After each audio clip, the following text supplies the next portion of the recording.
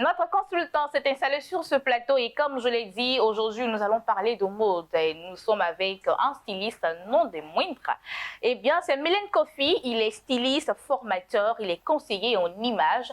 Si vous avez un petit souci de mode, vous êtes à la bonne place. Restez tranquille, prenez un bloc-notes, prenez un stylo parce qu'il aura des notes à prendre tout à l'heure. Bonjour Mélène Kofi. Bonjour Econ. Comment ça va? Super bien. D'accord. Alors c'est un plaisir de te recevoir sur ce plateau. On parle de mode aujourd'hui et surtout on parle de l'importance de la mode dans notre vie quotidienne.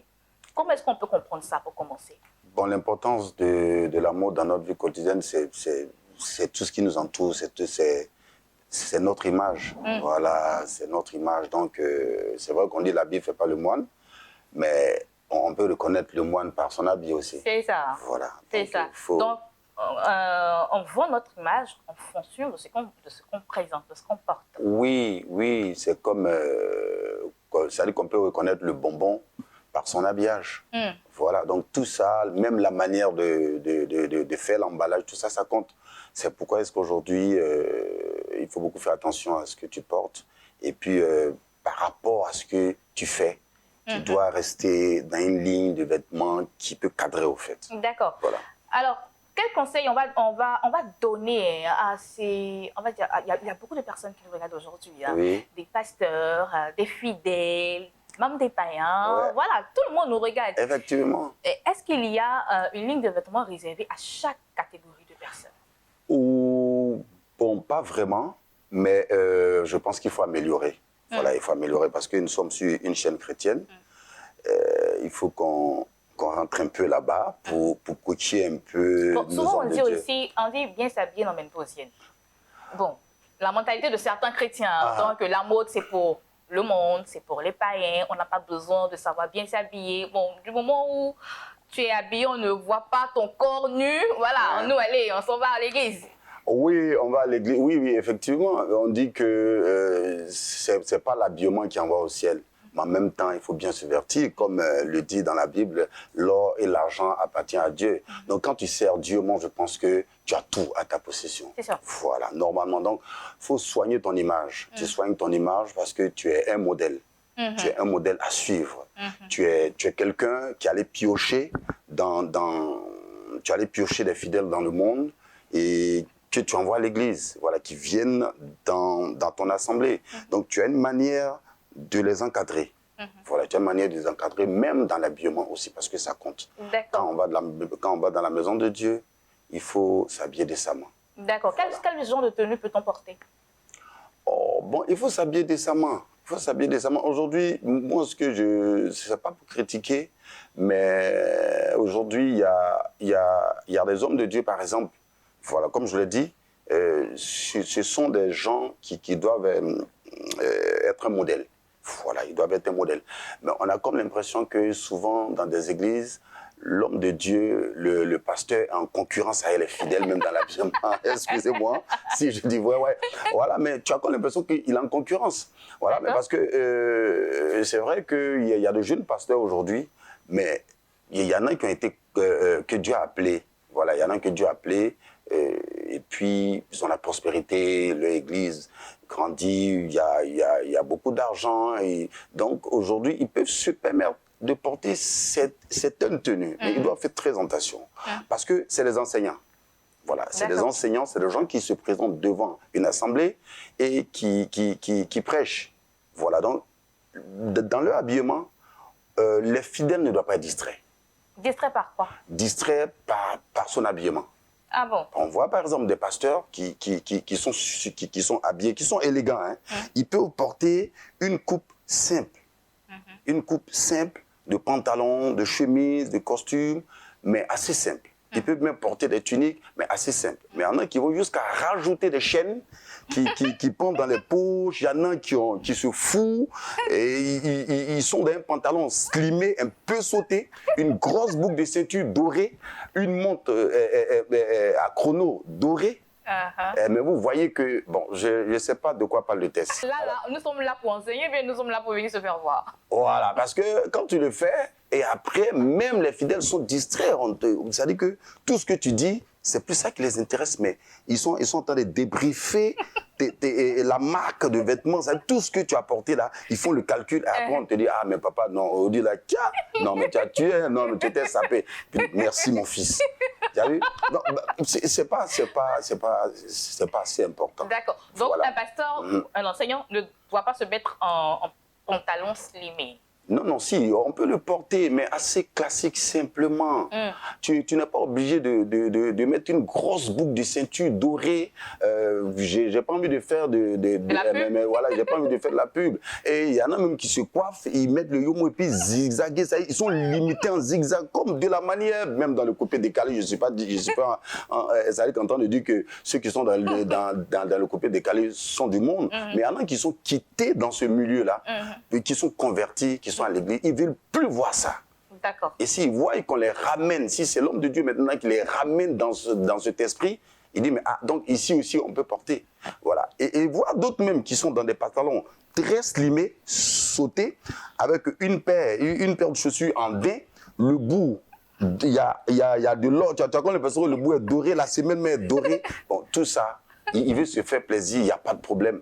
Mais c'est pas dans ce contexte. Voilà, c'est pas là. Voilà, c'est pas là. Il peut le porter à un mariage, il n'y a pas de problème. Okay. Mais quand il vient pour prêcher, quand il vient pour dire la parole de Dieu, il doit être calme. On doit pouvoir comprendre son habillement assez simple pour que ce qu'il véhicule, on puisse faire attention plus à ce qu'il dit que de regarder son habillement. Voilà, parce que voilà. Mais parce que quand l'homme de Dieu est trop collé aux marques, montre, même marque que la chaussure, que le costume, que le gilet. Parce qu'à un certain moment, il prêche et tu as comme l'impression que tellement son costume est très serré, il veut même soulever le bras, mais la manche de la veste arrive là et toute la chemise sort. Non, c'est pas une obligation. C'est pas une obligation. Et nous, qui sommes du métier de la mode, vraiment, dans toutes les églises, il y a des stylistes, il y a des infographes, il y a des photographes. De la manière qu'on gère toute l'église avec toutes ces spécialités-là, il faut que les hommes de Dieu acceptent qu'on les oriente. Oui, de se faire conseiller. Voilà, de se faire conseiller. Surtout les moments, je ne suis pas en train de dire qu'il y a... Mais quand je calcule, quand j'observe, je vois que les hommes, parfois, ils exagèrent plus que les femmes. Voilà, parce que les femmes, elles sont un peu plus fluides dans leur habillement. Elles ne portent pas trop de décolleté, avoir la poitrine, souvent. Voilà. Donc, c'est ce conseil-là que moi, je on ne s'attaque pas aux hommes. Hein, non, pas du tout. C'est des conseils. Oui, voilà, et ce qu'on est en train de dire sur le plateau ici, je sais qu'il y a des fidèles qui sont en train de repasser le film, qui vont dire, ah, mais pasteur, ils ont parlé de ça sur BNTV. Donc, il faut essayer de voir. Là, voilà. On s'est adressé au pasteur et le fidèle. Pour les fidèles, allons doucement avec les fidèles. Parce que le fidèle qu'on allait chercher dans le monde, qu'on suppose qu'il était dans le monde, qu'on allait chercher, on doit pouvoir l'orienter. Donc, dans son habillement, l'homme de Dieu ou bien les diacres doivent pouvoir orienter les fidèles tout doucement pour les enlever de là où ils exagéraient. Est-ce que vous voyez? Donc, le fidèle doit être habillé calmement, proprement, sans toutefois mettre trop de bling-bling sur le corps. Parce que quand tu mets ce bling-bling là, c'est quoi le message? Tous les bling-bling que tu mets là, c'est quoi le message? Voilà, c'est pour ça qu'il faut être fluide. Après, maintenant, si tu veux, à un mariage, tu peux t'habiller, mais il y a une éducation qui doit venir d'abord des maisons de Dieu. Il doit y avoir une éducation, un style vestimentaire. Est-ce qu'aujourd'hui, on peut accepter un styliste comme conseiller en image dans une église, par exemple? Oui, mais puisqu'aujourd'hui, il y a... Au fait, ce que je voulais vous dire, c'est que les hommes de Dieu, souvent, ce qu'ils faisaient dans le monde, avant que Dieu l'appelle, quand il vient, si c'est un vrai manager qui était dans le monde, qui était un grand manager de boîte, même quand il vient dans l'église, quand tu vois l'organisation, tu sens que c'était un ancien manager, au fait, par sa manière de faire, dans tout ce qu'il fait. En tout cas, en fonction de ce que tu fais dans le monde, quand tu viens en Jésus, tu ne fais plus pour le monde, mais tu le fais pour Jésus. Voilà, tu le fais pour Jésus. Et ce que je suis en train de dire, il y a beaucoup qui vont remarquer l'organisation même dans leur église. Est-ce que vous voyez? Donc, on peut accepter un conseiller vestimentaire dans une église. D'accord. Voilà. Donc, les pasteurs, les hommes de Dieu peuvent un jour dire, mais quels sont les stylistes ou bien ceux qui... Mais eux aussi, ils doivent accepter qu'on leur parle. Ah oui, c'est ça. Ah ouais, c'est ça, parce que... Est-ce que le pasteur va sentir que le fidèle vient oui, de bon, conseil? papa, tu t'habilles bien, mais vraiment, excuse papa, bon, ça colle pas trop. Voilà, ça colle pas trop. On souhaiterait que vous habillez comme ça, vous habillez comme ça. Mais parce que ce que je le dis, ce que je suis en train de dire là, c'est comme dans un film. Les films que nous voyons, c'est des professionnels qui travaillent sur un film. C'est un peu comme à la télévision ici. Voilà. Il y a des réalisateurs, il y a des cadreurs, donc chacun fait son travail. Chacun fait son travail, donc il faut que chacun travaille. D'accord. Chacun a sa manière de servir Dieu. D'accord. Voilà. C'est ça. Donc il faut bien servir Dieu avec une image qui correspond également. Merci. D'accord. Non, mais parce que ce qu'on entend de dire, nous ne sommes pas en train de le dire pour critiquer. Mais on le dit parce que quand vous êtes trop surchargé en habillement, quand il y a trop de choses qui ne valent vraiment pas la peine que vous mettez sur vous, et ça distrait les fidèles automatiquement. Franchement. Voilà, ça distrait les fidèles. Et même les décorations aussi dans les... Excuse-moi, mais je touche. Même les décorations des temples le dimanche, ne surchargez pas l'autel. OK. Parce que quand c'est trop surchargé, il y a trop de fleurs, il y a trop de trucs qui pendent, finalement, quand le fidèle est assis, son regard est perdu. D'accord. Voilà, son regard est perdu parce qu'il ne fait que regarder, contempler, regarder, ça distrait. Donc quand c'est trop beau aussi, c'est pas bon. Non, on peut le faire simple, mais beau, chic. Voilà, tu regardes une fois, deux fois, ça ne t'amène pas de chercher dans le fond.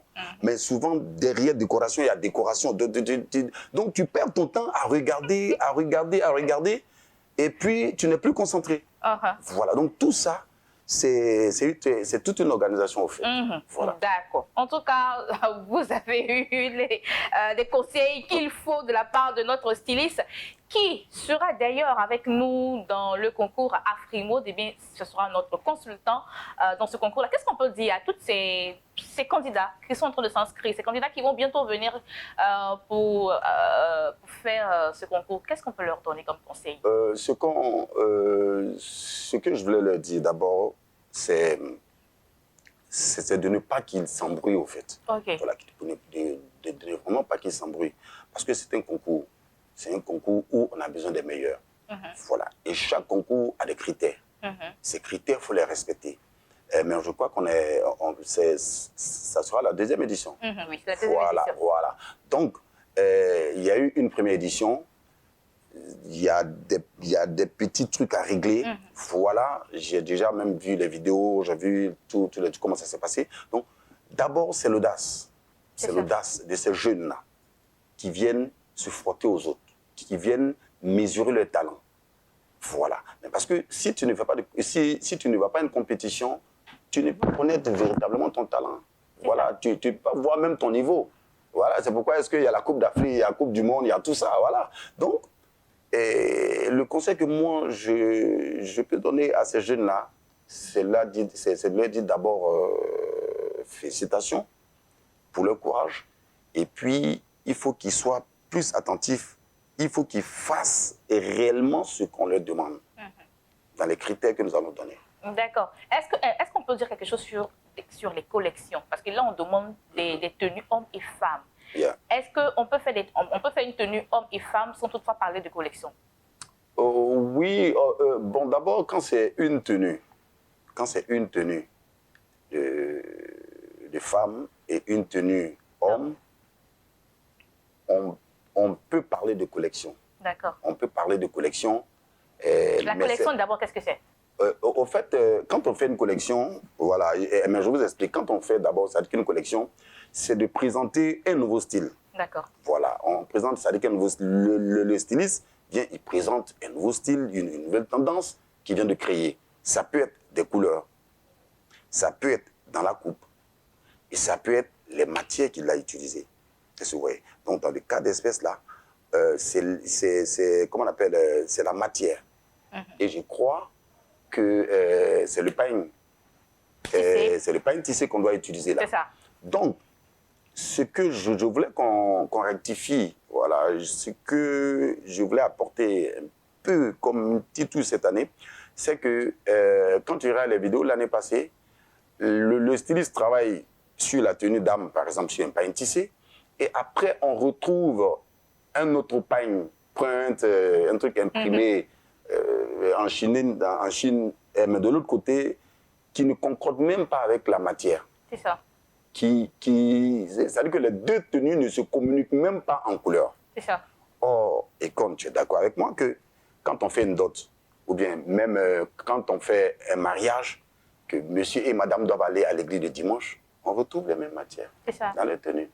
Ou bien même dans les tenues de rechange, on retrouve les mêmes, c'est-à-dire qu'on retrouve les mêmes matières. Voilà. Tu prends le pain tissé, tu le mélanges dans l'autre. Il faut que dans le pot pourri, là, dans le tas, là, il faut que si on demande à quelqu'un de pouvoir sortir les coupes, on peut savoir que telle tenue, voilà, qui va avec telle tenue. Donc l'harmonie. Tout de suite, l'harmonie des matières. Surtout l'harmonie des matières et des couleurs.